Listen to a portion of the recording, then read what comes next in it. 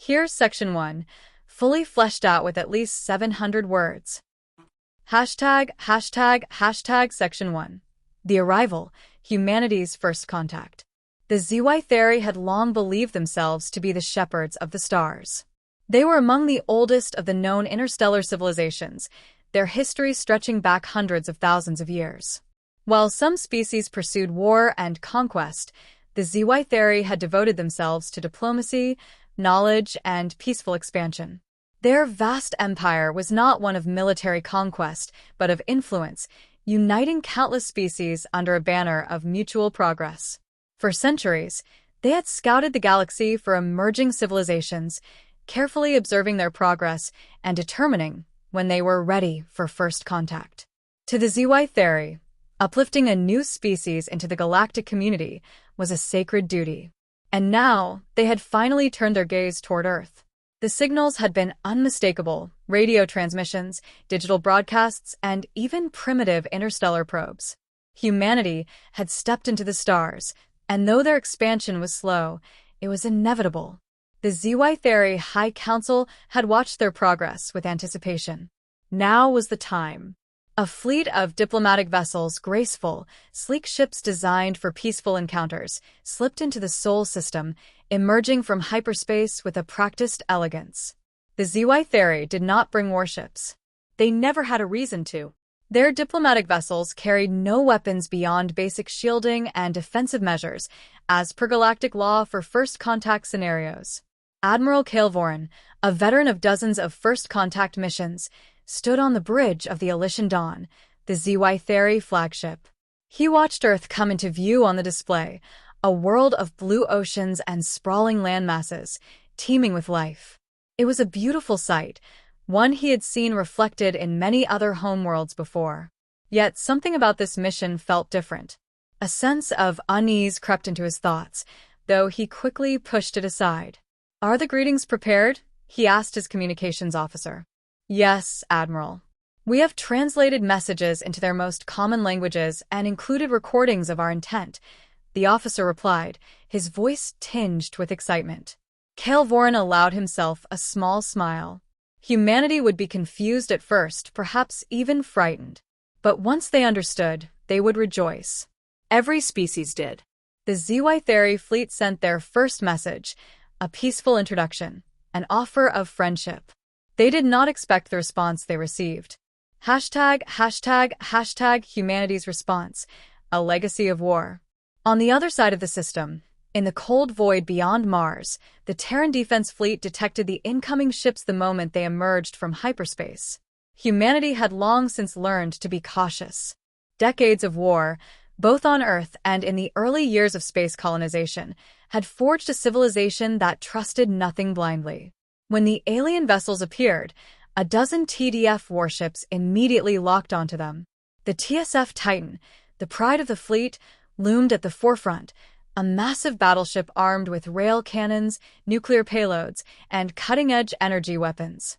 Fleet Admiral Jonathan Graves stood in the Titan's command center, his face grim as he observed the readings. The incoming ships were unknown. Their technology advanced beyond anything humanity had encountered. They had not responded to standard hailing frequencies, at least not in any recognizable human language. "Give me a threat assessment," Graves ordered. "Ships appear unarmed, but their energy signatures are off the charts." "Could be some kind of cloaking," his tactical officer responded. Graves frowned. He had spent his entire career preparing for the possibility of alien encounters, but nothing about this felt right. If they were peaceful, why hadn't they followed standard approach protocols? Why arrive in a full fleet? Then the message came through. It was a mixture of languages, some recognizable, others completely alien. The computer struggled to process it, but the core message was clear. "We are the HFY. We come in peace. Let us unite our peoples." The words should have been reassuring. Instead, they sent a chill through the room. "Classic subjugation tactic," muttered one of the officers. "They get us to lower our guard before they strike." Graves remained silent for a long moment. He wanted to believe in peace. He really did. But the history of Earth had been written in blood. No one ever came in peace. Not truly. Activate defense protocols, he said at last. All ships to high alert. Prepare for possible engagement. The Titan's weapons came online. Across the fleet, battleships moved into defensive formations, their targeting systems locking onto the HFY vessels. The aliens had no idea what they had just walked into. #####, the misunderstanding deepens. On the Elysian Dawn, alarms blared as HFY officers scrambled to interpret what was happening. "Admiral," one of the junior officers stammered, "the human fleet is moving into an aggressive stance. They've powered their weapons." Calvorin felt his blood run cold. That cannot be right," he said, shaking his head. "Perhaps it is a display of strength? A cultural misunderstanding?" He turned to his communications officer. "Send another message. Clarify our intent. We come in peace." The message was sent. No reply. Instead, the human fleet advanced. Tension gripped the bridge. Never before had a first contact gone this way. The HFY had met warrior species before, but even the most aggressive civilizations had not reacted with immediate hostility. Then, one of the human ships, a smaller escort vessel, fired a warning shot. The blast was precise, aimed just off the bow of the Elysian Dawn, a clear signal. It was not an outright attack, but a demand. Back off. Or else. Panic spread among the HFY crew. They think we're invaders," one officer whispered in horror. Calvorin clenched his fists. How could this have happened? How had their peaceful overture turned into this moment of dread? A sinking realization dawned on him. They had made a mistake. They had assumed humanity would be like the others. Open to diplomacy. Willing to listen. But humanity was different. Humanity was afraid. And fear, he knew, led to destruction. As the human fleet loomed closer, he understood one thing with absolute certainty. This was no longer a diplomatic mission. It was a fight for survival. And it had only just begun. ####, Section 2. Escalation, Fear and Miscommunication. Admiral Calvorin had seen many first contact scenarios unfold over his long career, but none had ever gone so catastrophically wrong so quickly. The humans were responding with military aggression, not curiosity. Their warships, hulking, angular constructs bristling with weapons, moved with a cold, calculated precision that sent chills down his spine. This was not a species eager to embrace the stars with open arms. They were afraid, and fear made people dangerous. On the bridge of the Elysian Dawn, Calvorin's officers scrambled for answers, desperately trying to decipher the humans' actions. "Admiral, their fleet is moving into a blockade formation," one of the tactical officers reported. "Weapons charged but not yet fired. A warning. A final opportunity to leave before things turn violent." Calvorin exhaled slowly, his mind racing.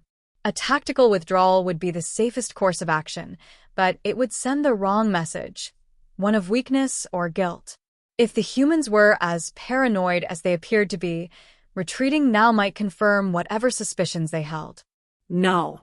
They needed to fix this before it escalated any further.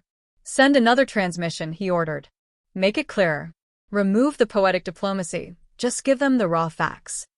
The message was transmitted again, this time stripped of any decorative language. "We are the HFY. This is a diplomatic mission. We have no weapons. We are not invaders."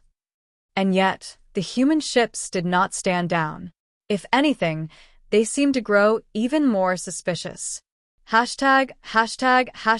Humanity's strategic response. Aboard the TSF Titan, Fleet Admiral Jonathan Graves paced the command deck, watching the alien fleet closely. Every instinct in his body screamed at him that something was off. The HFY had done nothing overtly hostile, no sudden movements, no aggressive scans, no attempts to breach Earth's defenses. And yet, he couldn't shake the feeling that this was some kind of trick. The history of humanity was littered with deception, invasion, and betrayal. Empires had risen and fallen based on one simple rule: the one who lets down their guard first loses. "Admiral, we received another message from them," his communications officer said. Graves folded his arms. "Let me guess. We come in peace. The officer hesitated before nodding. Graves sighed. It was the same pattern over and over. Every war in human history had started with polite words. Treaties had been signed, handshakes exchanged, and then, the very next day, the knives came out. He wasn't about to let that happen on his watch. TDF Command has given us full operational authority, his second-in-command said. They trust your judgment, sir. That was both reassuring and terrifying. The weight of first contact and potentially interstellar war rested squarely on his shoulders. We keep formation, Graves said at last. No one fires unless provoked. But if they so much as make a wrong move, I want every railgun on those ships ready to fire. He turned back toward the main display. His gut told him things were about to spiral out of control. Hashtag, hashtag, hashtag the first hostile exchange. The moment that changed everything happened just 10 minutes later. One of the ZY Thery's smaller vessels, a scientific probe, detached from the main fleet and drifted toward the humans, its sensors passively scanning their ships. It was harmless, unarmed, and automated. But the humans saw it differently. Aboard the TDF Valkyrie, a destroyer on the outer perimeter of the fleet, an overzealous weapons officer panicked. To him, the unknown energy readings coming from the probe looked too much like the early signs of a weapon being primed. He acted without orders. A single railgun round was fired. The probe was obliterated in an instant, its shattered remains drifting silently into the void. On the Elysian dawn, the bridge crew froze in horror. They destroyed an unarmed probe, one officer whispered, disbelief heavy in his voice. Admiral Kael'Vorin felt his stomach drop. It was a message, a warning shot in the dead of space. The ZY Thery had seen similar tactics used in the past, intimidation techniques meant to establish dominance. But never in a first-contact scenario. Admiral, the fleet is requesting guidance, his second-in-command said urgently. Some captains are demanding we retreat, others want to respond in kind. Kael'Vorin took a deep breath. A retaliatory strike was out of the question. They didn't have weapons, and even if they did, fighting back would only prove the humans right in their paranoia. But retreating without explanation might make them look weak, or worse, guilty of something. He had mere seconds to decide. Hashtag, hashtag, hashtag breakdown of communications. Back on the Titan, Graves' jaw was tight as he watched the aftermath of the probe's destruction. He hadn't ordered the shot, and part of him wanted to reprimand the officer who had fired it, but the damage was already done. And what happened next made everything worse. The ZY Thery fleet suddenly adjusted its formation. They weren't moving to attack, but they were repositioning, shifting their ships into a tighter, more defensive stance. To human eyes, it looked like battle preparations. Sir, a tactical officer said sharply, the ZY Thery fleet is repositioning. Looks like they're preparing for an engagement. Graves clenched his fists. Damn it. They had their chance. One of his officers muttered. We should strike first while we still can. For a single, terrible moment, Graves considered it. He had the authority. One command, and humanity could eliminate the potential threat before it had a chance to materialize. But what if he was wrong? He turned his gaze to the alien ships. The ZY Thery still hadn't fired a single shot. Their movements were defensive, not aggressive. Was he about to make a mistake? His mind screamed at him to wait, to hold fire. And then, the ZY Thery made the worst possible move they could have made. They sent another message. We do not want war. We will not attack. Please stand down. And that was the moment humanity's fate was sealed. Because in all of human history, those were the exact same words spoken by every enemy who had ever gone on to stab them in the back. Graves saw it. His officers saw it. The ZY Thery had just confirmed every paranoid fear the humans had. A species that truly wanted peace wouldn't have to say it. Aboard the Titan, Admiral Graves gave the order. All ships, prepare to fire. Across the fleet, human warships aligned their weapons, targeting systems locking onto the ZY Thery fleet. The first shot had already been fired. The next would start a war. This completes Section 2, ensuring a slow but inevitable escalation. Let me know if you want any refinements. Rocket. Section 3. The Clash, Humanity's Might Unleashed. The silence before a battle was always the most unbearable. It stretched out across the void like a predator, its claws pressing against the throats of all who stood on the precipice of violence. Admiral Kael'Voran stood rigid on the bridge of the Elysian Dawn, his every instinct screaming that this moment was teetering on the edge of annihilation. The ZY fleet, built for diplomacy, was outmatched in every conceivable way. They had no weapons, no countermeasures, no way to survive what was about to come. Yet the humans didn't know that. Or worse, they didn't care.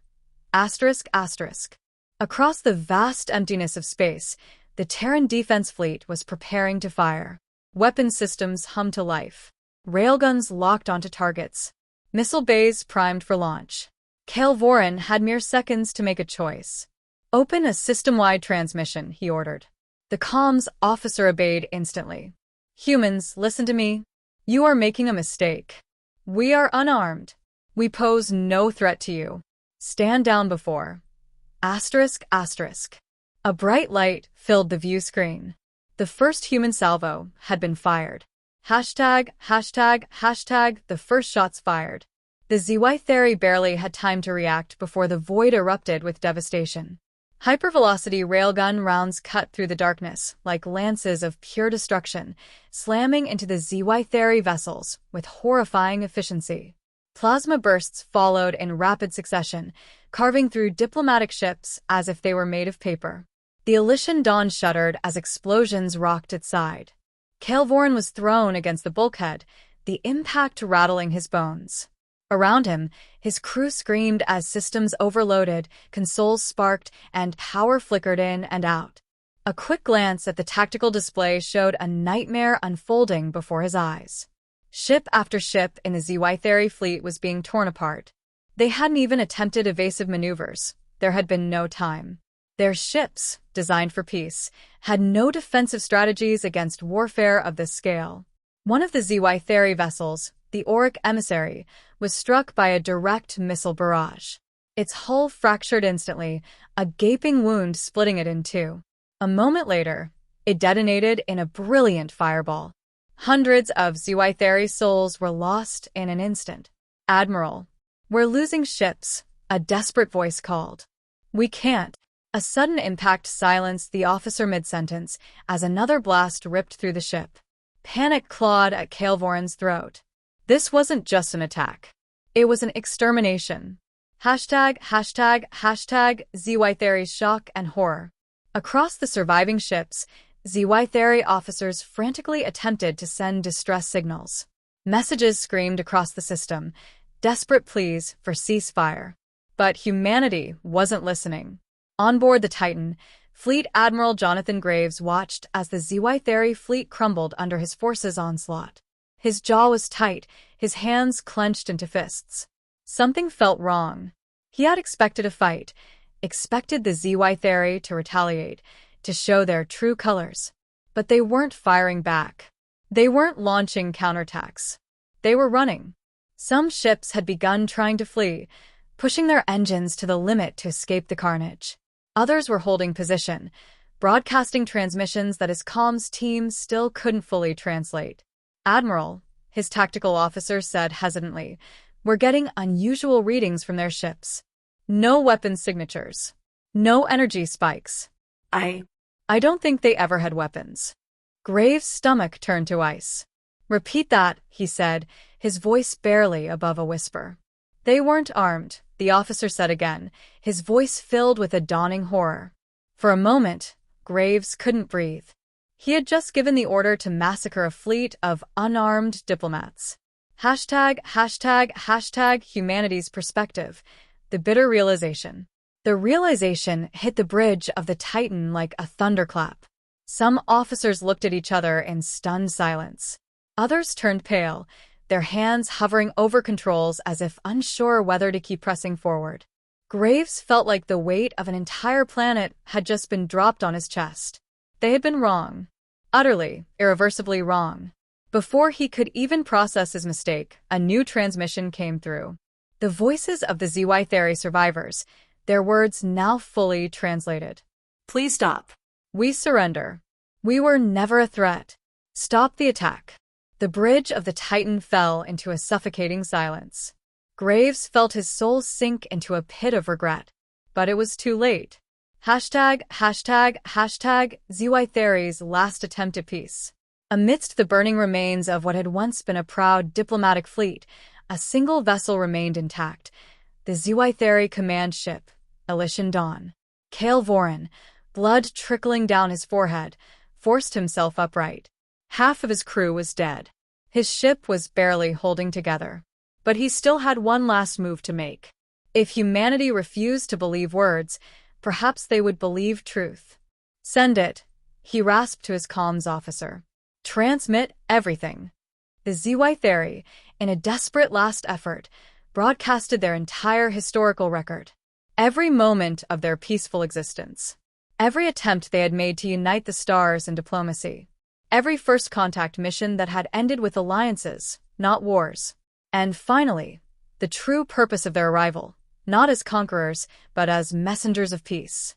The data surged through every human vessel, undeniable and raw. Graves watched the flood of information pour in, his breath shallow. He felt sick. He had just made humanity the greatest villains the galaxy had ever known. Hashtag the turning point. The bridge of the Titan was deathly quiet. Sir, orders? One officer finally asked. Graves didn't answer right away. His mouth was dry. His thoughts were a chaotic mess. But deep down, he already knew the truth. There was no undoing what had just happened. Humanity had fired first. They had killed ambassadors, not invaders. They had spilled innocent blood in their paranoia. And no matter what they did now, no matter how much they tried to fix it, the galaxy would never forget. The ZY Theory fleet was gone. Their people slaughtered. The survivors, if any remained, would never trust humanity again. Graves closed his eyes. In the distance, the last ZY Theory ship slipped into hyperspace, vanishing from the system like a dying ember. Silence filled the void. A silence that would soon be shattered by the fury of an entire galaxy. Humanity had not just made first contact. They had made an enemy. And now, they would have to live with the consequences. This completes Section 3, ensuring a powerful climax and devastating realization. Let me know if you'd like any changes. Rocket. Hashtag Section 4, Fallout, the price of fear. The ZY Theory had come to Earth as envoys of peace, seeking to forge bonds of diplomacy. Instead, they had left behind a trail of wreckage and sorrow, their once proud fleet reduced to burning debris drifting through the void. Admiral Jonathan Graves sat motionless on the bridge of the TDF Titan, staring at the aftermath of the massacre. His hands were clenched into tight fists, his breath shallow. Around him, his officers remained silent, their expressions ranging from horror to shame. No one spoke. There were no words that could justify what they had done. The weight of their mistake settled over them like a crushing force, an unbearable truth that could never be undone. They had fired first. They had wiped out a peaceful species' diplomatic mission, acting out of fear and paranoia. And now, the consequences of that mistake were already beginning to unfold. The silence of space did not last long. A priority transmission flickered onto the screen, a direct order from the Terran Defense Council. Graves braced himself as the face of High Commander Evelyn Renata appeared, her expression unreadable. Admiral Graves, she said, her voice dangerously calm. Explain. Graves swallowed hard, knowing that no explanation would be enough. We believed they were a threat. The ZY Theory fleet entered our space without clearance. They moved in a way that suggested an ambush. Renata's stare was cold. And you're telling me that at no point did you consider waiting for further confirmation? That at no point did you attempt to de-escalate? That you massacred unarmed diplomats because your gut told you they were a threat? Graves didn't answer. There was nothing he could say. Renata exhaled, her disappointment evident. The ZY Theory have already begun broadcasting the attack across the galaxy. The footage of your assault has spread to dozens of species. The Unified Stellar Assembly is already convening an emergency session. Do you understand what this means? Graves nodded, his throat tight. It meant war. Hashtag, hashtag, hashtag the galactic response. The ZY Theory were not alone in the stars. They were one of many members of the Unified Stellar Assembly, a vast coalition of interstellar civilizations dedicated to peace, diplomacy, and mutual protection. The attack had not just been an attack on the ZY Theory. It had been an attack on all of them. Already, humanity's name was being spoken across the stars in the darkest of terms. The Butchers of First Contact. The Monsters of Soul. The Terran Betrayers. ***. News reports painted Earth as a civilization of paranoid warmongers, too violent and fearful to coexist with the wider galaxy. Diplomatic envoys were recalled. Trade negotiations were cancelled. And worst of all, the ZY Theory leadership had issued a formal declaration. We will not seek revenge. We will not demand retribution. But we will ensure that humanity is never again given the chance to harm another peaceful race. They have proven what they are, and the galaxy will not forget. It was not an outright declaration of war. It was something far worse. Hashtag, hashtag, hashtag humanity's isolation. Within weeks, the galaxy had turned its back on humanity. The Unified Stellar Assembly imposed strict sanctions, cutting off human access to trade, interstellar travel, and diplomatic channels. Ports that had once welcomed human traders now refused them entry. Even neutral worlds severed ties, unwilling to be associated with a species that had committed an unprovoked massacre. Earth, once eager to step onto the galactic stage, now found itself isolated, adrift in the void, cut off from the civilization it had so desperately wanted to join. And the worst part? It wasn't just the aliens who turned against them. The people of Earth were furious. Mass protests erupted across the planet as the truth spread. Billions of humans had dreamed of a future among the stars, of cooperation and shared progress. They had hoped for friendships, alliances, a chance to be part of something greater. Instead, their leaders had turned First Contact into an interstellar war crime. The Terran Defense Council faced immense backlash, accused of arrogance and recklessness. Political upheaval rocked the planet as leaders resigned, military officials were dismissed, and radical factions began to emerge. Some groups argued that humanity should double down, prepare for inevitable conflict, and refuse to submit to the alien condemnation. Others demanded immediate reparations, pleading for forgiveness, though they knew it would never come. And then there were those who whispered an even darker truth, that this was how it was always going to end. That humanity had never been fit for the stars. That, deep down, they had always been their own greatest enemy. Hashtag, hashtag, hashtag the last message. Admiral Kale Voren, one of the few ZY Theory survivors, sent one final message to humanity. It was short, simple, and devastating. You feared us. You assumed the worst of us. You killed us for no reason. We will not seek revenge. We will not attack your world. But know this, your actions have defined you. When history speaks of humanity, it will not tell of your potential. It will not tell of your achievements.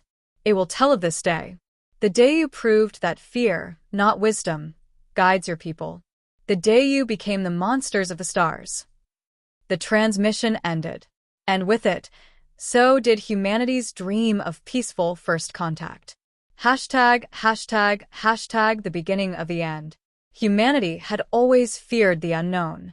In their paranoia, they had lashed out at the first beings to reach out to them in peace. And in doing so, they had sealed their own fate.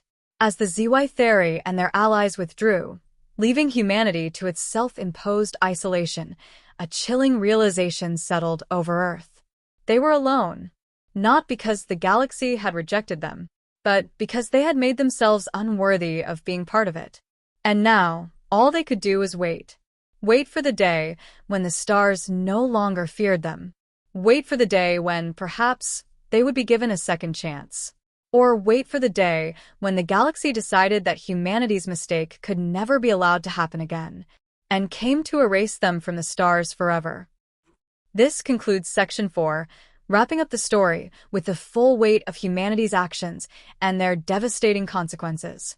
Let me know if you'd like any modifications. Rocket.